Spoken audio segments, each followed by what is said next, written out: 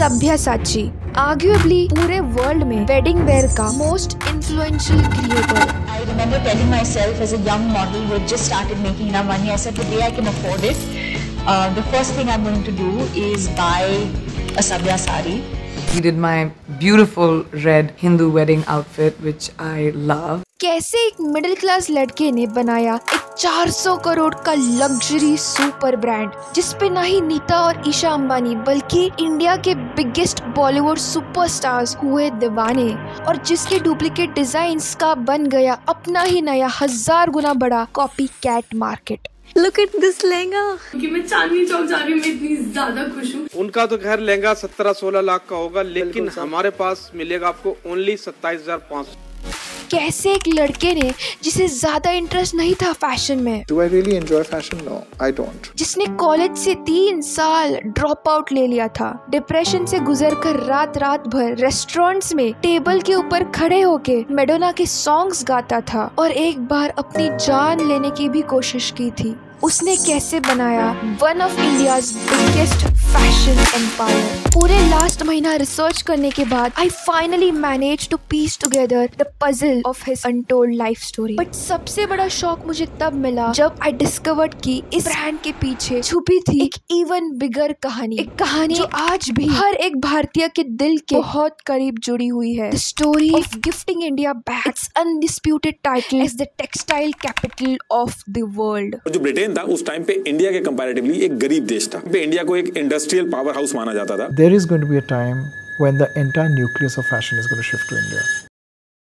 23 फरवरी 1974 को सभ्यसाची मुखर्जी का जन्म हुगली नदी के किनारे एक छोटे से मैन्युफैक्चरिंग टाउन कंकीनारा में एक मिडिल क्लास फैमिली में हुआ था। उसके पापा एक गरीब रेफ्यूजी थे। वो बांग्लादेश से बॉर्डर क्रॉस करके वेस्ट बंगाल में आए थे। उनकी माँ हावेवर एक राइस मिल ओनर्स के अमीर घराने से थी। हावेवर दोनों मिलके एक मिडिल क्लास लाइफ जीते थे। उन्होंने पुराने ब्रिटिश मिल में एक मॉडेस्ट गेटेड कम्युनिटी के अंदर अपना घर बसाया था। हालांकि सभ्या, जैसे कि हम उसे अभी से बुलाएंगे, लव्ड हिज चाइल्डहुड, और वो आगे जाके इसे एक मैजिकल एक्सपीरियंस भी बुलाते हैं। वो अपने फ्रेंड्स और टीचर्स के साथ नदी के उस पार चंदन नगर के आइकॉनिक फॉर्मर फ्रेंच कॉलोनी में एक हैंड रोन बोट पे स्कूल जाते। रास्ते में वो ड्रीमिली रविंद्र संगीत गाते और दूर से टैगोर समर हाउस की ओर इशारा करते। Rabindranath Tagore's summer home was right next to our school. उनकी क्रिसमस पार्टियों में शाइनी ऑर्गेन्जा साड़ीज पहन के महिलाएं महाजोंग खेलती और पुरुष ब्रिज में अपना हाथ आजमाते। हाउएवर सभ्या को वीकेंड्स का बेसब्री से इंतजार था, क्योंकि सैटरडेज और संडेज पे वो अपने पेरेंट्स के साथ सबसे पहले वाली ट्रेन पकड़ के कोलकाता पहुंच जाते। उनके लिए कोलकाता पेरिस या न्यूयॉर्क से कम नहीं था। वो कोलकाता के टाटा सेंटर को देख के दंग रह जाते, बिकॉज ये उन्होंने अपनी लाइफ में देखी हुई सबसे ऊंची वाली बिल्डिंग थी। और वो कोलकाता के लोगों को देखते ही रह जाते थे, क्योंकि इतने सारे लोग एक ही जगह पे उन्होंने अपने टाउन में कभी नहीं देखे थे। उन्हें मन तो बहुत करता था कोलकाता की खूबसूरत दुकानों के अंदर जाने का, बट पैसे ना होने की वजह से वो कभी अंदर जा नहीं पाते थे। Coming back from the weekends was like a tight slap to his face. To Sabya, life in Kankinara seemed idyllic. बाहरी दुनिया से बहुत ही सेक्लूडेड इस छोटे से शहर में करने के लिए कुछ खास नहीं था। ये जंगलों से घिरा, पेड़ों से भरा और स्क्विरल से परेशान एक लोनली सा टाउन था। But a child needs adventure and novelty, so Sabya ने अपने इमेजिनेशन को फुल गेयर में डाला, but not in the way you would expect. तीसरी कक्षा में सभ्या अपने पापा के सॉक्स के साथ कुछ ज्यादा ही ऑब्सेस्ड हुए थे। वो अपने बहन के डॉल्स के लिए परफेक्टली फिटिंग बॉडीकॉन ड्रेसेस बनाते थे इन सॉक्स को कट करके। बेशक ये देख के उसकी बहन तो बहुत खुश थी, पर उसके माता पिता इतने नहीं। They smirked at him curiously, but then they let it go because he was just a child. However, by the age of 12, सभ्या had grown a bit dreamy. उसे पक्का यकीन हो गया था कि वो ब्लडी फेमस बनने वाला था। उसे एक डिजाइनर बनना था। बट इस पॉइंट पे सभ्या एक छोटा सा बच्चा नहीं रह गया था, और उसके माता पिता परेशान होना चालू ही हुए थे। अगर भगवान ना करे उनके पड़ोसियों ने सुन लिया कि अपना बच्चा क्या बड़बड़ा रहा है, तो वो क्या सोचेंगे? He was crazy, delusional. उन्हें लगा कि सभ्या अपने इमेजिनेशन में कुछ ज्यादा ही खो गया था। They needed to tie him to the ground, get him a good education and a stable degree. However, दुर्भाग्य से इसी समय पे उनके पापा की जूट मिल से नौकरी चली गई थी। उनकी जगह एक प्लास्टिक की फैक्ट्री आ गई थी और उनके पापा की जगह मशीनरीज यूज किए जा रहे थे। परिवार में उथल पथल मच गई, पैसे खत्म हो रहे थे। उनकी माँ की सरकारी आर्ट जॉब 2 बच्चों के भरण पोषण नहीं कर पा रही थी।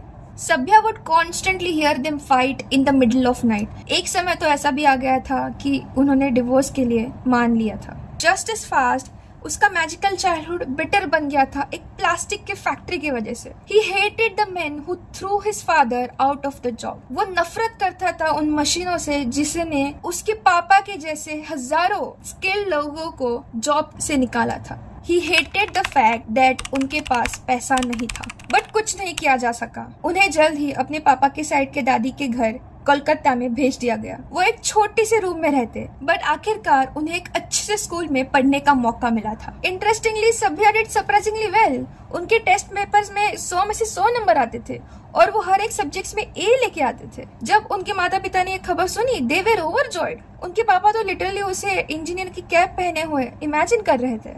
इंडिया में टॉपर्स की बस एक ही डेस्टिनी होती है, साइंस, जो आखिर में बस 2 डेड एंड्स पे आके रुकती है, डॉक्टर या फिर जैसे उसे पापा चाहते थे एक इंजीनियर।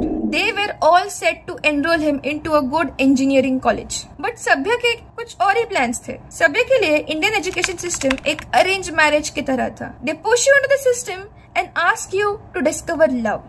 जब आप इंटेलिजेंट होते हो तो आपके पेरेंट्स आपके लिए आपको बिना पूछे आपकी पूरी लाइफ मैप आउट करते हैं। At this point, he would have given anything to not become a doctor or an engineer. Weirdly, सभ्या के लिए इस पॉइंट पे फैशन इतना इम्पोर्टेंट नहीं था।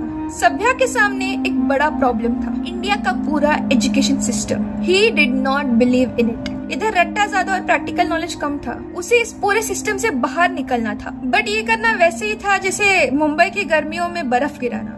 अगर उन्होंने कभी भी अपने पेरेंट्स से इस बारे में बात की तो वो पक्का पागल हो जाते।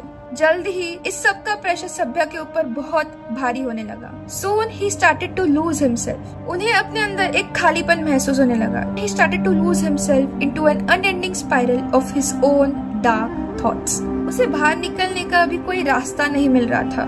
Soon सभ्या made a decision. He didn't want to live anymore. उसने धीरे धीरे शहर के फार्मासिस्ट से गोलियां इकट्ठा करना चालू किया। The day had come. उसने गोलियां काउंट की। They were enough. वो अपने बिस्तर पे बैठ गया और सारी गोलियां निकल गया। बट उन गोलियों का असर होने से ठीक 6 या 7 सेकंड पहले उसने खुद को बाहर निकालने के लिए डेस्परेट कोशिशें की। फॉर्चुनेटली उसके माँ ने उसके डेस्परेट प्लीज सुन के रूम में दौड़ के भाग आई। सदमे में उन्होंने उसे जोर से थप्पड़ मारा and forced him to throw up his half digested pills. Sabya मौत से तो बच गया था, बट डिप्रेशन के शार्प टैंगल्स उसके अंदर अभी भी उलझे पड़े थे। इस इंसिडेंट के बाद उसने अपने बालों को ऑरेंज डाई करवाया और न जाने कितनी रातें रेस्टोरेंट्स के स्टेज पे खड़े होकर मैडोना के सॉन्ग्स गाते हुए बिताए। इन दिस पीरियड हावेवर उनके पापा बहुत सॉफ्टन अप हुए और इस पूरे टाइम में अपने बच्चे के साथ रहे। Sabya dropped out of school 3 years in a row. By the age of 15, Sabhya was too deep into the bottomless pit of depression. But fortunately, universe ने उनको एक lifeline दी। सभ्या की पहली बार मुलाकात हुई उनके 26-year-old cosmopolitan neighbor मीता घोष से। मीता wore short skirts, YSL heels and red Chanel lipstick. याद रखिए ये 1990s था और ट्रेंड्स इंडिया में पहुंचने के लिए 10 साल लग जाते थे। मीता was married और सभ्या बस 15 साल के बच्चे थे, फिर भी they became kindred spirits. Soon, stars started aligning for Sabhya. Ugaan, India का one of the best multi-designer boutiques, सभ्या के घर के ठीक सामने वाली स्ट्रीट पे खुला। सभ्या was captivated. He couldn't pull his eyes away from the boutique's clothes. वो बुटीक के कपड़ों से अपनी आंखें नहीं हटा पा रहा था। वो अक्सर सड़क पर टहलता रहता और डिजाइन्स, कपड़े, बुटीक के पूरे माहौल को देखता रहता। This was the moment in his formative adult life when he decided to become a designer again. उसके डिप्रेशन ने उसे क्लैरिटी दी थी, clarity of what he wanted to do with his life. So excited to try out his new skills, सभ्या ने घोष के लिए एक portfolio design किया जिसमें एक नियॉन पिंक क्रॉप जैकेट और एक टर्क्वाइज मिनी स्कर्ट शामिल था जो उसकी आइडल मैडोना से प्रेरित था। इस पोर्टफोलियो को देख के घोष ने सभ्या को ऐसा कुछ कहा कि वो जिंदगी भर उसके ये शब्द भूल नहीं सका। Mita Ghosh declared that Sabyasachi would one day become famous. Boosted by this affirmation, Sabya ने उगान को हॉन्ट करना शुरू किया, अंटिल फाइनली उगान के एक सेल्स पर्सन ने उसके पोर्टफोलियो को रिव्यू उपयोग करने के लिए एक्सेप्ट किया। सरप्राइजिंगली उस सेल्स पर्सन को भी उसके डिजाइन पसंद आए, बट ही सेड दैट उसको और एक्सपीरियंस की जरूरत थी। एक बार जब उसकी माँ आर्ट सप्लाईज खरीदने में व्यस्त थी, तब सभ्या ने कई cheap bits, wooden shells, gold at caught the afternoon light खरीदे और अपनी खुद की कॉस्ट्यूम ज्वेलरी कलेक्शन बनाई। ये कलेक्शन जितना ही इम्परफेक्ट था उतना ही ज्यादा खूबसूरत। It was a candy for the eyes. इस भीड़ भरे दोपहर ने सभ्या के भारतीय सामग्रियों के साथ रोमांच की शुरुआत की। अगले दिन उसने एक हॉकर को अपने कलेक्शन को डिस्प्ले करने के लिए एक टिफिन बॉक्स में दे दिया था। उसके अगले दिन जब वो अपने इस कलेक्शन को वापस जांचने के लिए गया तब वो बिक चुके थे। एक डॉक्टर ने उसका ये पेंटेड वुडन बीड्स का कलेक्शन 165 रुपीज में खरीद लिया था और यहाँ तक कहा भी था कि उसका काम बर्गड ऑफ गुडबैन में डिस्प्ले होना चाहिए। ये पहली बार था जब सभ्या ने ये नाम सुना था, but this name stuck with him. एक स्ट्रेंजर ने उसके ऊपर बिलीव किया था। This was the biggest compliment he had ever received in his life. एक स्ट्रेंजर ने उसके ऊपर विश्वास किया था, उसके पोटेंशियल के ऊपर, उसके स्किल के ऊपर, जो अब तक उसने बस सपना ही देखा था उसे परसीव करने का। कोई उसके लिए खड़ा हुआ था और वो अब खुद के लिए खड़ा होना चाहता था।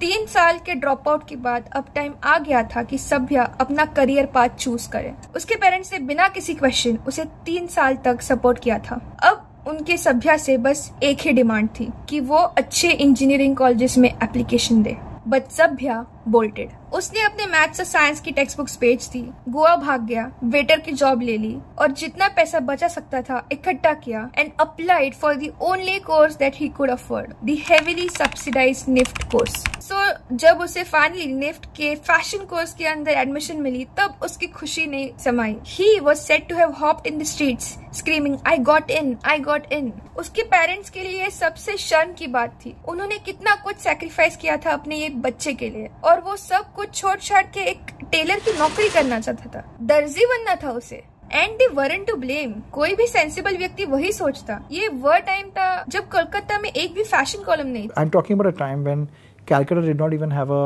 fashion column.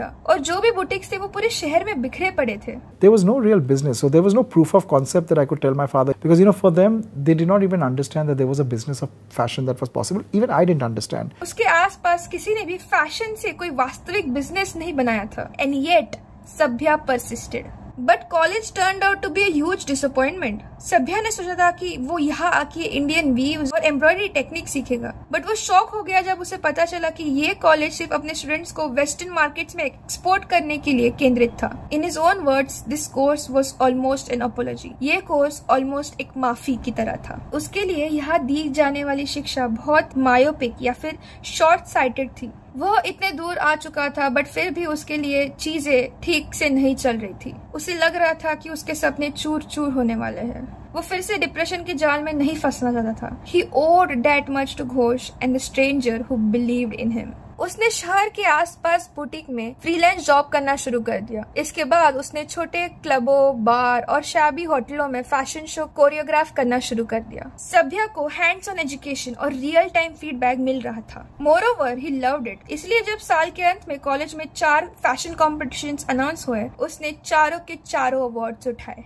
One of the oversmart bad boys had bagged all awards, graduated with top honors, and now jobs from lead designers were lined up for him. However, उसने सभी job offers को reject कर दिया। In the 1990s, for a middle class kid to do this, ये सही मायने में एक पागलपन भरा व्यवहार था। But इस पॉइंट पे सभ्या ने इस बात की परवाह करना छोड़ दिया था कि दूसरे उसके बारे में क्या सोचते हैं। अगर उसकी जिद न होती तो वो कभी इस पॉइंट पे पहुंच ही नहीं पाता। सभ्या को इंडिया का सबसे बड़ा लग्जरी फैशन हाउस बनाना था, the next Chanel of India, और उसे ये अपने तरीके से कर दिखाना था। सभ्या ने ग्रेजुएशन को बिना पैराशूट के चट्टान से कूदने जैसा बताया, इस उम्मीद में कि कोई उसे बचा लेगा।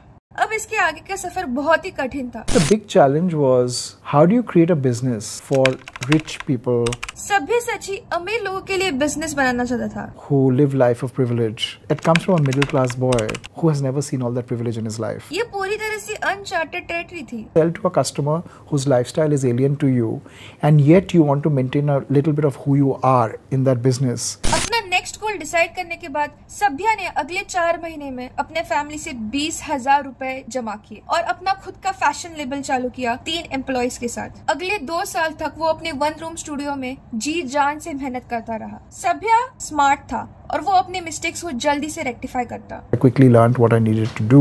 He applied everything that he understood. There was a lot of learning and unlearning to do. But उसकी लाइफ का टर्निंग पॉइंट 2001 में आया। साल की शुरुआत में ही सभ्यसाची ने फेमिना ब्रिटिश काउंसिल का most outstanding young designer of India award जीता। उसे अपना फर्स्ट स्टैम्प ऑफ अप्रूवल मिल चुका था। इस पॉइंट के बाद उसके लिए दरवाजे खुलना चालू हो रहे थे। जल्दी ही उसे चेरी पिक कर लिया गया जॉर्जिना वॉन एड्जॉफ, लंदन के इनफेमस ब्रिटिश टेक्सटाइल डिजाइनर के इंटर्नशिप के लिए। सभ्या के पास पहले एक पासपोर्ट नहीं था और अब उसकी पहली फ्लाइट एक इंटरनेशनल ट्रिप टू लंदन होने जा रही थी। His parents could not understand the exact scale of things their son was achieving.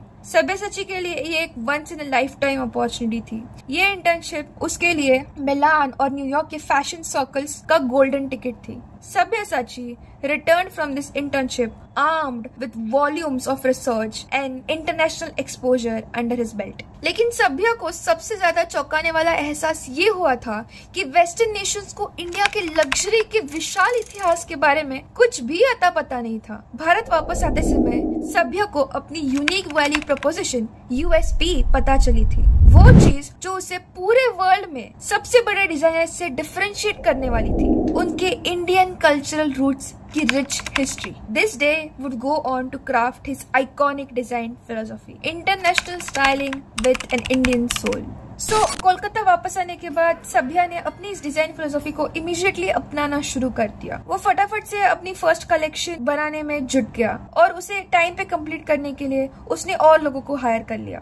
जब इंडिया का biggest fashion show India Fashion Week New Delhi में अनाउंस हुआ, सभ्यसाची was ready with his first collection. I remember tugging 2 suitcases and going into fashion week. I didn't have any assistant. अपने हाथ में 2 suitcase लेकर सभ्या दिल्ली में लैंड हुआ। टैक्सी से सामान उतरते वक्त उसने पहली बार ताज पैलेस कन्वेंशन सेंटर को देखा और उसके होश उड़ गए।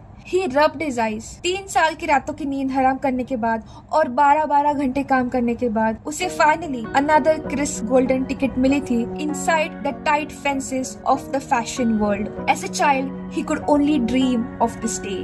A 28-year-old सभ्या nervously walked inside the hotel lobby, but centre के अंदर उसके लिए एक बहुत बड़ा सरप्राइज इंतजार कर रहा था। I was most excited that my stall for some reason was opposite to Rohit Bal. He could not believe his eyes. I remember going into a payphone and calling up my mother and saying, you know what, I have really arrived because they've given me a stall opposite to Rohit Bal. To Sabhya, this was do or die. ये fashion show उसका पूरा future decide करने वाला था। सभ्या ने चट्टान से तो छलांग लगाई थी, बट ये शो ही एकमात्र पैराशूट था जो उसे दूर दूर तक दिखाई दे रहा था। Those 2 suitcases he opened in the center would decide the road that he would walk on for the rest of his life. He debuted with Kashgar Bazaar. ये उसके ग्रेजुएशन कलेक्शन का एक दूसरा वर्जन था। It had textured garments in drapey Indian silhouettes. It showcased a multicultural bohemian gaze, bringing together art, craft, culture, intellect और quality. सभ्या ने बहुत ही unusual color combinations use किए थे। It had a palette of tea-dyed stains, old rose, pistachio green, and pale blue. It was what you would call granny dressing, but it was just Kolkata sensibility redefined. Collection देखते ही front row में बैठे हुए Harper बाजार और L के editors ने कहा, A star is born.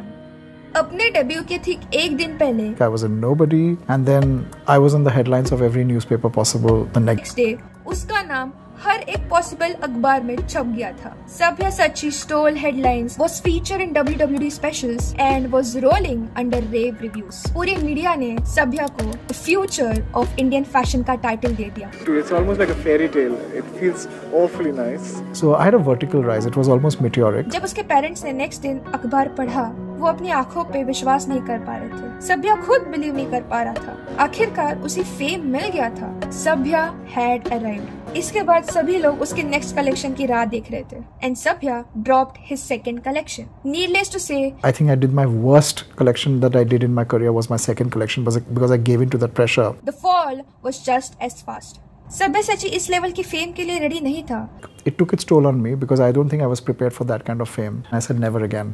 I said, I will not give in to gimmicks, I will not give in to pressure. He had given in to the gimmicks. और इसी बीच उसने अपने ऑथेंटिसिटी को खो दिया था। सभ्या को ये एहसास हो गया था कि दूसरों को खुश करने से पहले उसे खुद को खुश करना होगा। I'll find my way. And फिर उसने अपना सुपर स्ट्रेंथ इस्तेमाल करना शुरू किया, observation. I'm a people observer. I watch all around. My mind is like a great camcorder that keeps recording things. It comes out at times when I need. सभ्या का mind एक cam recorder की तरह था। वो जहाँ भी जाता अपने आसपास के लोगों को क्यूरियसली ऑब्जर्व करता, बिल्कुल वैसे ही जैसे वो बचपन में करता था। He carefully noticed the color schemes, the varied Indian textiles and patterns. Then he started the back-breaking process of trial and error until he found his sweet spot. जल्द ही उन्होंने अपना तीसरा कलेक्शन लॉन्च किया। I did my third collection, which took me to Browns. उन्होंने अपनी signature style ढूंढ ली थी, layering heritage Indian craft with multicultural bohemian gaze. He had stayed true to his design philosophy, international styling with an Indian soul. उनकी माँ की एक arts teacher के रूप में नौकरी, बचपन में कोलकाता के चहल पहल भरे बाजारों में इंडियन कपड़ों, साड़ियों, गहनों से उनका लगातार संपर्क और finally the cherry on top of the cake, international exposure ने उनकी सिग्नेचर स्टाइल को बेक किया था और दुनिया सभ्या के जादू से मंत्रमुग्ध हो गया था। किसी भी इंडियन आर्टिस्ट ने अपना रिच कल्चरल हेरिटेज एक ग्लोबल लेवल पे नहीं दिखाया था और सभ्या के डिजाइन के ऊपर लोग दीवाने हो रहे थे। After this point it was all a whirlwind. उसने सिंगापुर में Mercedes Benz New Asia Fashion Week का ग्रैंड विनर डिक्लेयर कर दिया गया। जल्द ही उसे पेरिस में एक और इंटर्नशिप मिल गई और उसके कपड़ों को डिस्प्ले करने के लिए लंदन के ब्राउन्स में विंडो मिल गई। नेक्स्ट उसने मिलान फैशन वीक में अपने gender defining collection the frock princess से इंटरनेशनली डेब्यू किया। This collection blurred the lines between ready to wear and couture. 2004 में सभ्या को सिंगापुर में एशिया इंक ने one of the 10 most influential Indians घोषित कर दिया। The next year he presented at the Oxford University charity gala show in London and started retailing at Selfridges. एक middle class Bengali लड़की के कपड़े लंदन के सबसे फेमस अपस्केल डिपार्टमेंटल स्टोर्स जो अपने आप में टूरिस्ट डेस्टिनेशन थे वहाँ बिक रहे थे। सभ्यसाची अब अपने खेल के डॉन बन गए थे, but to him this was just the start. सभ्यसाची का एक ही सपना था, इंडिया का लग्जरी सुपर ब्रांड बनना। He wanted every son and daughter, every man and woman in India to want to buy his clothes. पर उसे जल्द ही एहसास हो गया था कि ये करने के लिए उसे टॉप से शुरुआत करनी होगी। फैशन या luxury, if you notice, is all about aspiration. And aspiration is all about a great product with unattainable price points. Luxury से जुड़ी हुई कोई भी चीज रॉयल्टी या फिर ओल्ड मनी से एसोसिएट होती है। जरा सोचिए, क्या आपने कभी भी महाराजों या फिर महारानियों की तरह कपड़े पहनने के लिए नहीं सोचा? देखिए, you can be the richest person in the country, but you can only be born royalty. और सभ्या को ऐसी विरासत बनानी थी जो पीढ़ियों तक माँ से बेटी और पिता से बेटे को हस्तांतरित की जा सके। He wanted slow luxury, the kind that stands the test of time. So सभ्या ने शाही परिवारों से इंस्पिरेशंस लेना शुरू किया और उनके डिजाइन्स, पैटर्न्स, मटेरियल्स और वीविंग टेक्निक्स को अपने डिजाइन्स में इनकलकेट करना शुरू कर दिया। जल्दी ही उनके डिजाइन्स और भी खूबसूरत होने लगे and became ever more rooted in Indian heritage. अभी उनको बस मार्केटिंग की जरूरत थी अपने ब्रांड सभ्यसाची के लिए, but traditional advertising would never work for a luxury brand. Colgate के एड्स की तरह वो अपनी सभ्यसाची डिजाइन्स की एड्स नहीं करवा सकते थे। His product was a luxury और वो अपने मार्केटिंग में ये मेंटेन करना चाहते थे। ही नीडेड समथिंग हटके और बॉलीवुड सुपरस्टार से ज्यादा अच्छा ये कौन ही कर सकता है। बॉलीवुड इंडिया में पॉलिटिशियंस और इवन रिलीजन्स से ज्यादा पावरफुल है। बॉलीवुड एक ऐसा ग्लू है जो पूरी इंडिया को जोड़ के रखता है। You want to wear what Priyanka और दीपिका और आलिया वेयर्स। इन सुपरस्टार्स के सुपर फैंस होते हैं और ये सिर्फ हजारों में नहीं, लाखों या करोड़ों में होते हैं। इनकी मूवी आउटफिट्स के कॉपीज मिनटों में बिक जाते हैं। And so Sabya banked on the opportunity. But इन सेलिब्रिटीज को अपने एड्स में फीचर करने के बजाय उन्होंने इनके कॉस्ट्यूम्स डिजाइन करना शुरू किया क्लासिक मूवीज में। 2005 में मलेशिया और यूएसए में फैशन शोज में पार्टिसिपेट करने के साथ साथ उन्होंने अपने पहले मशहूर हस्ती बॉलीवुड के सुपरस्टार श्री अमिताभ बच्चन को स्टाइल और ड्रेस किया संजय लीला बंसाली के मूवी ब्लैक में। आज ये मूवी एक क्लासिक हिट बन चुकी है, बट सभ्या ने ये मूवी बहुत ही ज्यादा केयरफुली चुनी थी। This movie was not like other song and dance blockbusters. ये मूवी के पास कैरेक्टर, डेप्थ और इंटेलेक्ट था। सभ्या को यकीन नहीं हो रहा था कि उसके चॉइसेस उसे कहाँ ले आए थे। उसने भारत के बिग बी को ड्रेस किया था। But by this point Sabya ने बहुत सारे पत्थरों पे पैर रखा था। I feel like my head is here, my legs are there and my body is somewhere else. But Sabya को अपने सपनों के अलावा कुछ नहीं दिख रहा था। वो इतना दूर आया था और वो अभी रुक नहीं सकता था। सो 2006 में उसने न्यूयॉर्क फैशन वीक में अपने कलेक्शन स्नेल के साथ डेब्यू किया। Snail was a homage to slow luxury. Before sustainability was a thing and fast fashion was all the rage, Sabya zeroed in on slow luxury. He was a mega believer in buy less but buy better. But although Sabya ने भारत से inspired ये collection किया था, he was not too confident about being from India. And although इस fashion week से उसे critical acclaim मिला था और पूरे वर्ल्ड में उसके डिजाइन बिकना चालू हुए थे, looking back he realized that he was too young and clueless. उनके पास एम्बिशन तो बहुत बड़ा था बट पार बहुत कम। 32 इयर्स के सभ्या यंग और एरोगेंट थे। उन्हें अपनी पहली शॉप न्यूयॉर्क में खोलनी थी but he failed miserably. To really become successful in New York because I was completely unknown, I would have to discard my Indian identity and do things their way. New York उनसे अपनी भारतीयता निचोड़ रहा था but Sabya was a quick learner. He remembers Suzy Menkes telling him that if you want to be a designer of consequence you have to be a designer of consequence in your own country. New York एक बहुत बड़ा lesson था सब्यसाची के लिए, इसीलिए भारत लौटते वक्त उन्होंने शपथ ली थी कि सही टाइम आने पर वो न्यूयॉर्क फिर से लौटेंगे। Learning from his mistakes, Sabyasachi wanted to stand up for India and its rich heritage and bet big on all things Indian. He no longer wanted to fit himself into the global cookie cutter narrative. India को world तक पहुंचाने से पहले उन्हें India को वापस देना था। ये करने के लिए उनको एक परफेक्ट अपॉर्चुनिटी मिल गई थी, the upcoming winter fashion week of 2007। That's when उन्होंने अपना iconic collection Chand Bibi release किया। It was Indian, nostalgic and served the great Indian bridal business. This collection sold like mangoes at the end of the summer season sale. उन्होंने अपने सोने की मुर्गी को जम दिया था। His designs spawned a gargantuan copy market a million times larger than his original brand. Average Indian middle class families अपना hard earned money सब्यसाची की कॉपीकैट लहंगास पे स्पेंड कर रहे थे। उनके डिजाइन्स फ्यूरियसली कॉपी किए जा रहे थे। सब्यसाची के नॉक ऑफ्स आपको ओल्ड दिल्ली के चांदनी चौक से लेके सूरत के वेडिंग बुटीक से ग्लिट्जी दुबई तक सभी जगह मिल रहे थे।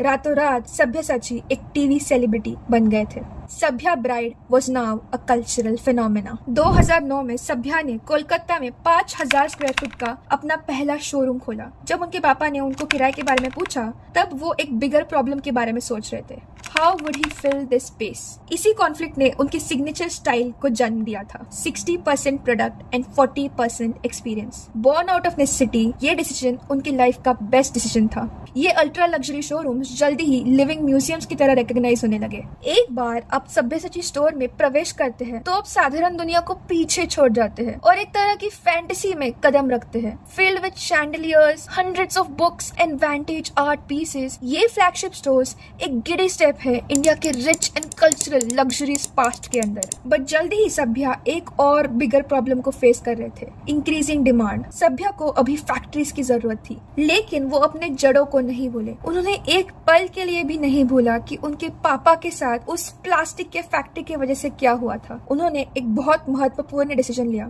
उनके सभी कलेक्शंस हाथ से बनाए हुए फैब्रिक्स होंगे जो इंडिया की हाईली स्किल्ड कारीगर अपने हाथों से बनाएंगे, जो मशीन्स की वजह से एक्सटिंक्ट होने वाले थे। बंगाल एक टाइम पे वर्ल्ड का टेक्सटाइल कैपिटल माना जाता था और वो अपने स्टेट को ये ग्लोरी फिर से वापस दिलाना चाहते थे। आज सब्यसाची पूरे इंडिया में टोटल 4000 कारीगरों, weavers, block printers, embroiders, dyers, crafts people, goldsmiths, mill workers, stone masons, furniture artisans को एम्प्लॉयमेंट देते हैं। उनके फ्लैगशिप स्टोर्स पूरे वर्ल्ड में फैले हुए हैं। Right from New York, the city he vowed to come back to Dubai and 5 heritage locations in India. From dressing and styling the fairy tale weddings of Priyanka, Deepika, Anushka, Katrina and Alia to dressing Oprah Winfrey and Kim Kardashian in sari to tying up with H&M, Taj, Christian Louboutin, Starbucks, L'Oreal, Pottery Barn, Disney, and like the doctor had pointed out in his childhood, Bergdorf Goodman, Sabyasachi had strategically shifted the world perspective of Indian luxury